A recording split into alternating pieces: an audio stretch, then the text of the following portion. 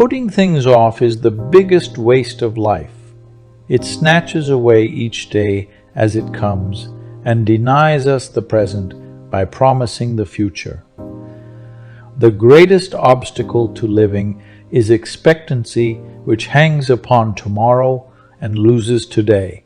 You are arranging what lies in fortune's control and abandoning what lies in yours. What are you looking at? To what goal are you straining? The whole future lies in uncertainty. Live immediately.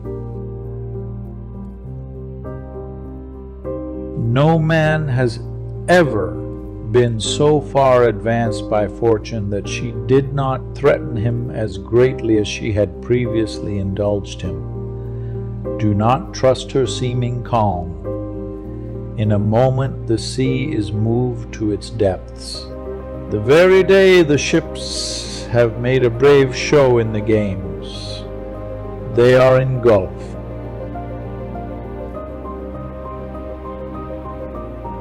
We are in the habit of saying that it was not in our power to choose the parents who were allotted to us, that they were given to us by chance.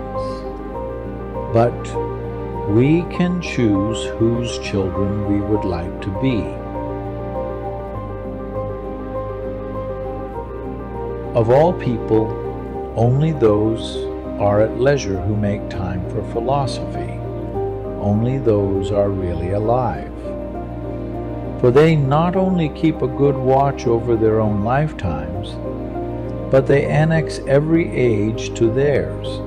All the years that have passed before them are added to their own. Unless we are very ungrateful, all those distinguished founders of holy creeds were born for us and prepared for us a way of life.